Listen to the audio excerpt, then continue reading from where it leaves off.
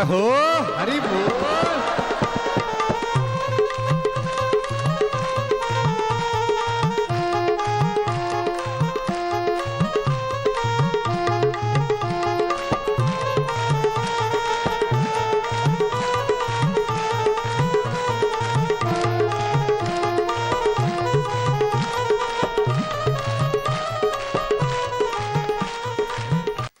अगर हमें ईश्वर प्राप्ति करनी है तो ये समझ लेना चाहिए कि हम इंद्रियों के दास नहीं थे, नहीं रहेंगे और नहीं हैं अब।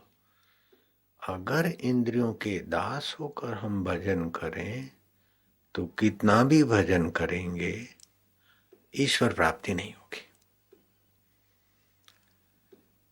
तो ईश्वर प्राप्ति में बड़ी बाधा यह है कि इंद्रिय लोलुपता। और ये इंद्रियां, नाक सदा रहने वाला नहीं, और नाक के द्वारा सुगंध के सुख की क्या कीमत है, ऐसे ही काम विकार की इंद्रिया के सुख की क्या कीमत है। ईश्वर सुख और ईश्वर प्राप्ति के आगे ये चटोरेपन की क्या कीमत है। तो जब साधक अपना उद्देश्य ईश्वर प्राप्ति का बना लेता है तो उसको इंद्रियों की लोलुपता छोड़ने का उद्देश्य बनाना पड़ेगा। इंद्रियों की लोलुपता छोड़ने से साधक को सहज में ही परमात्मा प्राप्ति हो जाएगी। इंद्रिय लोलुपता ही बड़े में बड़ी बाधा है। तन सुकाय पंजर कियो, धरे रैन दिन ध्यान, तुलसी मिटे न वासना, बिना विचारे ज्ञान। साधक का वास्तविक स्वरूप सत्य चित्त आनंद स्वरूप ईश्वर का अविभाज्य सनातन सपूत है, और इंद्रियों का और विषयों का असत जड़ और दुख रूप है। तो असत जड़ और दुख से सच्चा सुख संभव ही नहीं है। अली पतंग मृग मीन गज, एक एक रस आँच।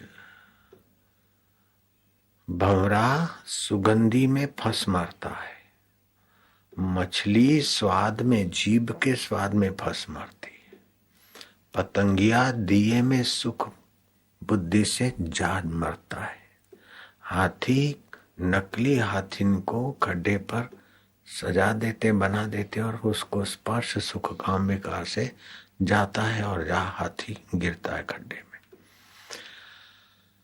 अली पतंग मृग मीन गज, मृग कान के सुख में अपनी जान खो देता है।